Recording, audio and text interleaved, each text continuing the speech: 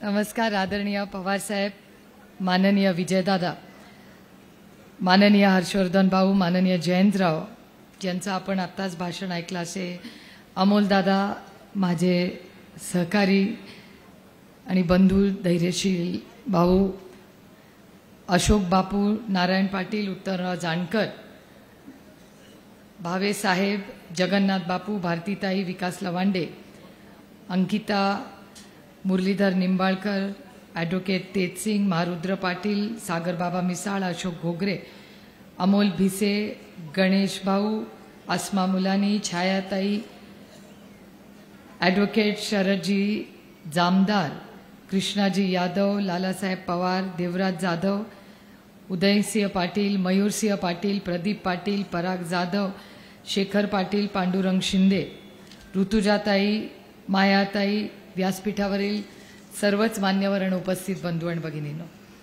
सुरुवातीलाच मी तमाम इंदापूरकरांचे नतमस्तक होऊन मनपूर्वक आभार मानते की लोकसभेला मोठ्या संख्येने मतदान करून आपण चौथ्यांदा मला दिल्लीला जायची संधी मिळाली.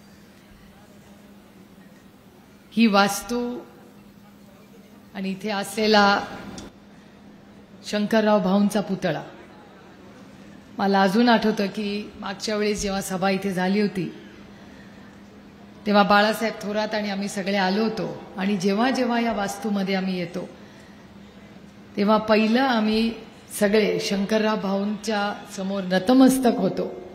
त्यांची आठवण काढून इंदापूरमध्ये कामाची आम्ही नेहमी सुरुवात करतो.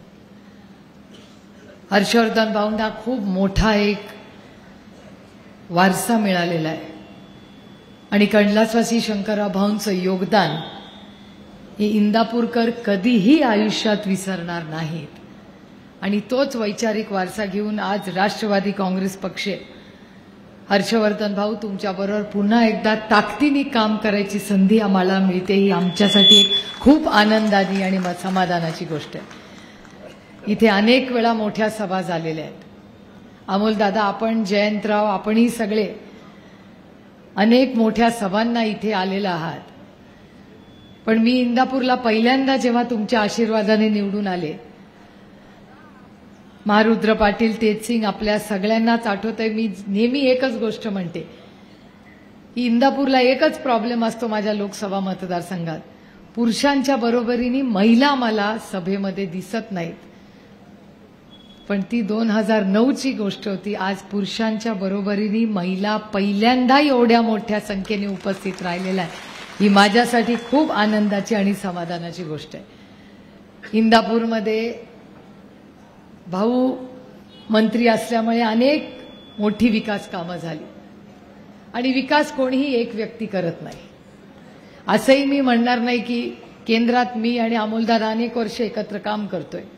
आम्ही टीका जरूर करतो पण चांगल्यालाही चांगलं म्हणतो. कुठलंही सरकार असं नसतं की जे 100% सगळं वाईट करते. प्रत्येक सरकारी एक कंटिन्युटी असते. म्हणजे एक सरकारमधले काही नियम कायदे हे पुढचं सरकार चालूच ठेवतं. असं कधीच होत नाही की सगळं एकाच काळात झालं. त्याच्यामुळे आम्ही कधीच भ्रमात नसतो की जे काही केलंय आम्ही केलं. एक तर आम्ही कोणी करत नाही, आपण सगळे करतो. आणि इंदापूरच्या या सगळ्या विकासामध्ये अनेक जणांचं खूप मोठा सिंहाचा वाटा राहिला. मग जिल्हा परिषद असेल, पंचायत समिती असेल, नगरपालिका, आमदारकी, या सगळ्यामध्ये प्रत्येकाचं एक वेगळं योगदान असतात. आणि आज मला मनापासून आनंद होतोय की हर्षवर्धन भाऊ आणि त्यांनी आणि मी एकत्र वर्ष फार जवळून काम केलेलं आहे. अनेक वेळा पत्रकार मला विचारायचे की कसं काय तुमचं, कसं काय, कोण कुठे. म्हटलं आमच्या केसमध्ये एक गोष्ट मी अतिशय अंतःकरणातून प्रामाणिकपणे सांगू इच्छिते की मी राजकारणात आणि राजकारणाच्या आधीपासूनही भाऊंच्या कुटुंबाचे आणि आमच्या कुटुंबाचे ऋणानं बंध हे आजकालचे नाही, 6 दशकाचे आहेत. आणि ते पाटील आणि पवार दोन्ही कुटुंबांनी अतिशय प्रेमाने मांडले. त्यामुळे राजकारणात कधी काय झालं ठीक आहे, काही कारणं असतात त्याला, पण तेवढी वैचारिक प्रगल्भता आपल्या प्रत्येकामध्ये आहे की जे काय झालं ते विसरूया, पुढे कामाला लागूया. कारण आपण आज सगळे महाराष्ट्राच्या स्वाभिमानासाठी एकत्र आलेलो. आणि माझी भाऊ तुम्हाला एक विनंती राहील की आपण एकत्र राहू, आपण अनेक वर्ष एकत्रच राहिलो आणि आपल्या नात्यात कधीच कटुता आली नाही इतक्या वर्षांमध्ये. पण एक माझी विनंती हर्षवर्धन भाऊ आपल्याला राहील की जी मी स्वतःही पाळणार आहे आणि आपल्यालाही विनंती करीन की अनेक वर्ष आपण एकामेकाचा कार्यकर्त्यांनी संघर्ष केलेला आहे. त्याच्यामुळे तुम्हीही मला मार्गदर्शन करा आणि मीही काही थोडंसं आपल्याला कधीतरी विनम्रपणे विनंती करीन की प्रत्येक कार्यकर्त्याचा मान सन्मान करणं ही तुमची आणि माझी आजपासून जबाबदारी असणार आहे. असं कधी आज नंतर कोणी बोलू नका, इथले तिथले आधीचे नंतरचे, ही भाषा आपण सगळ्यांनी बंद करूया. आणि जे झालं त्याच्यात इतिहासात रमण्यापेक्षा आजपासून पुढे इंदापूरसाठी आपण एकत्रपणे काय करू. कारण का कधी कधी असं वाटतं त्यांना, अरे बापरे हर्षवर्धन पाटलांसारखा एवढा मोठा नेता आला, आता आमचं काय होणार. त्यामुळे भाऊ माझी तुम्हाला विनंती आहे, तेवढं तुम्ही थोडंसं आमच्या लोकांना समजून घ्या. जे आता आपले आहेत ते तुमचे आणि माझे आज राहिले नाहीत, आज नंतर सगळे आपले आहेत. तर तुम्ही मोठे भाऊ म्हणून थोडेसे ह्या सगळ्या संघर्षाच्या काळात राहिलेल्या प्रत्येक कार्यकर्त्याचा आणि पदाधिकारी प्रेमावरना तुम्ही फक्त पाठीवर हात टाकला तरी त्यांना पुरे आहे. त्यांना तेवढंच त्यांची मागणी आहे, त्यांना बाकी काही मागणी नाही. कारण का खरंच 1 वर्षापूर्वी अमोलदादा म्हणत होते भाषणाबद्दल. अमोलदादांची माझी तर कथा काय काय. आम्ही दोघं जेव्हा लढायचं ठरवलं तेव्हा अमोलदादांना आमच्याकडे ना पक्ष होता आणि चिन्हही नव्हतं. आणि अमोलदादा मला विचारायचे काय करूया, कुठल्या चिन्हावर लढूया. तर मी त्यांना म्हणायचे तुम्हाला काय वाटतं काय चिन्ह असेल. ते म्हणले नाही मिळालं चिन्ह तर वेगळ्या चिन्हावर लढायला लागेल. मग तुम्ही काय घेणार. मी अमोलदादाला, अमोलदादा म्हणायचे मला असं वाटतं तुम्ही कप बशी घ्या. म्हटलं आणि तुम्ही काय घेणार. ते म्हणले मला असं वाटतं मी पंखा घेऊ का कपाट घेऊ का काय घेऊ. अशी खरंच आम्ही दोघं एकामेकाला विचारत बसायचो. आणि मला आजही ते दिवस आठवतात. अहो आदरणीय पवार साहेबांनी जेव्हा निर्णय घेतला त्यानंतर पक्ष चिन्ह काही नव्हतं.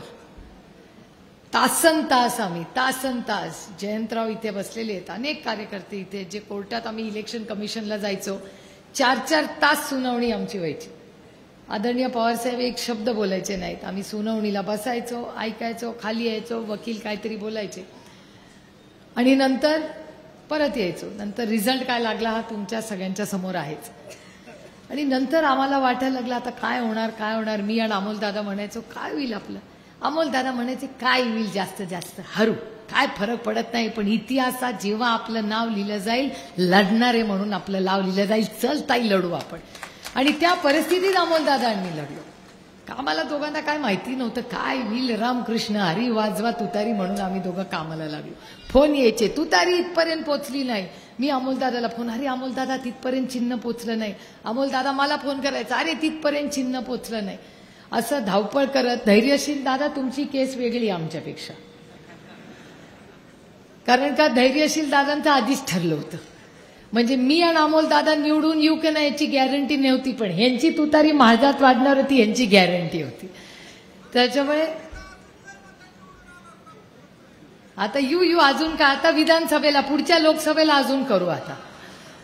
पण या कशी गंमत जम्मत झाली. पण तुम्ही बघा आता मला असं माझ्या पांडुरंगावर फार प्रेम आहे आणि म्हणून मी आपला पांडुरंगाला रोज प्रार्थना करायची. म्हटलं असं काय माझं चुकलं की तू सगळं काढून घेतलं रे बाबा. आणि नंतर माझ्या लक्षात होतं की ज्या गोष्टी मला गरजेच्या नाहीत त्या माझ्या पांडुरंगांनी काढल्या.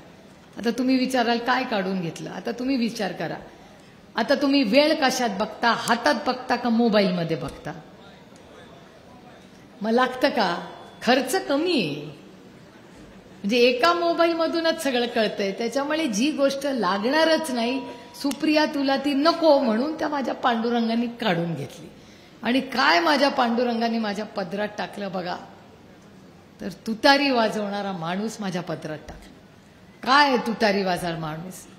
जेव्हा लग्न कार्य होतं तेव्हा तुतारी वाजते, जेव्हा नवीन काही सुरू होतं तेव्हा ही तुतारीच वाजते, जेव्हा मार्केट कमिटीचं इलेक्शन होतं तेव्हा ही तुतारीच वाजते, आणि जेव्हा छत्रपती शिवाजी महाराजांनी युद्ध पुकारलं तेव्हा ही तुतारीच वाजली होती. त्यामुळे ही तुतारी, अमोलदादा तुम्ही म्हणला ही गोष्ट खरी आहे, ही महाराष्ट्रातल्या होणाऱ्या बदलाची नांदी आहे. आणि ही फक्त सत्तेसाठी लढाई नाहीये, ही स्वाभिमानी मराठी माणसाची लढाई आहे.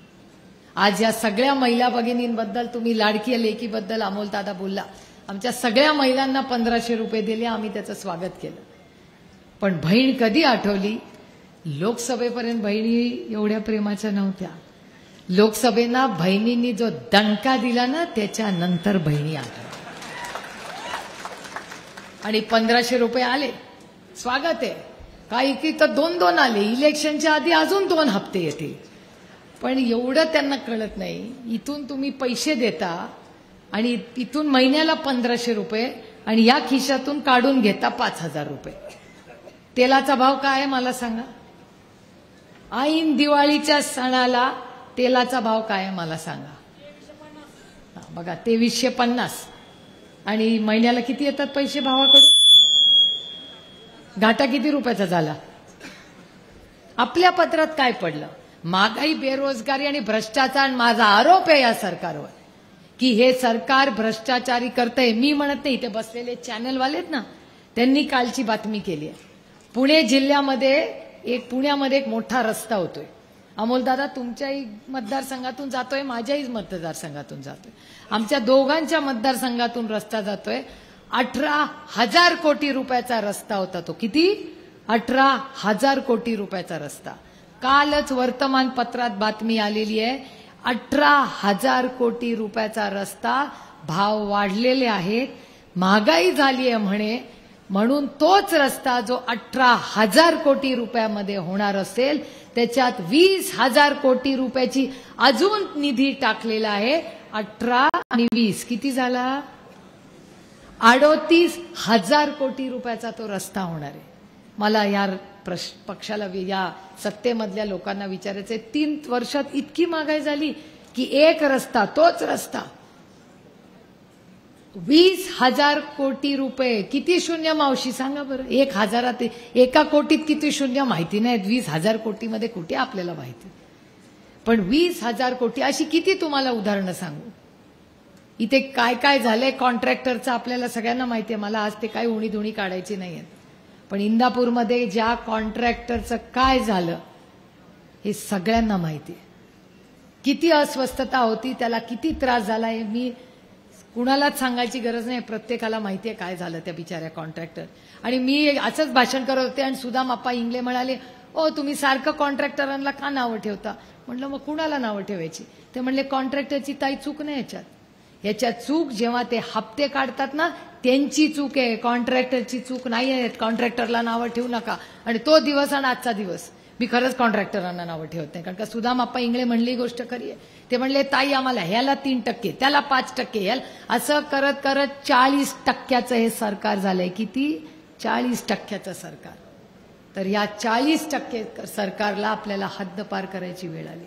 खूप जबाबदारीने. मला एक गोष्ट माहिती आहे, पत्रकार मला विचारत राहतात काय होणार, काही होणार नाही, काळजी करू नका तुम्ही. आणि हा मतदारसंघ आता कारभारी वेगळे होते, त्याच्यामुळे जबाबदाऱ्या वेगळ्या होत्या. आता इतक्या विश्वासाच्या नात्याने तुम्ही सगळ्यांनी मला निवडून दिलंय. जो कोणी संघर्षाच्या काळात राहिला त्याला एकालाही नाराजीची भावना कधी येऊ देणार नाही. प्रत्येकाची जबाबदारी ही सुप्रिया सुळे वैयक्तिकपणे घेईल आणि प्रत्येकाला जो कोणी नाराज असेल कदाचित त्याची समजूत काढायची जबाबदारी ही माझी असेल. कारण का पत्रकार सकाळपासून मला तेच विचारतात, काय काळजी करू नका. कारण शेवटी जेव्हा आपल्यावर जबाबदाऱ्या येतात ना, तेव्हा चांगल्या आणि वाईट दोन्ही जबाबदाऱ्या घ्यायच्या असतात. सगळं चांगलंच घेऊन चालत नाही. त्याच्यामुळे काही जबाबदाऱ्या आपल्याला सगळ्यांना एकत्रपणे घ्याव्या लागतील. पण इंदापूरमध्ये आदरणीय पवारसाहेब, माननीय जयंतराव आणि पक्षाचे सगळे लोक, मी जयंतराव तुम्हाला शब्द देते की ह्या मतदारसंघात ज्याला तुम्ही तिकीट द्याल त्याच्या मागे आम्ही पूर्ण ताकदीने कष्टांची पराकाष्ठा करू, पण तुम्हाला इथून एक आमदार निवडून आम्ही देऊ.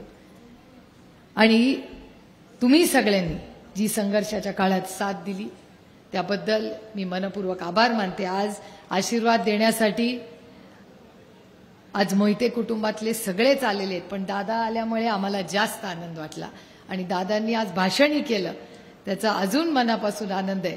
त्यामुळे काँग्रेसचे ते जुने दिन हे पुन्हा सगळी जुनी ही नाती आज एकवटतायत.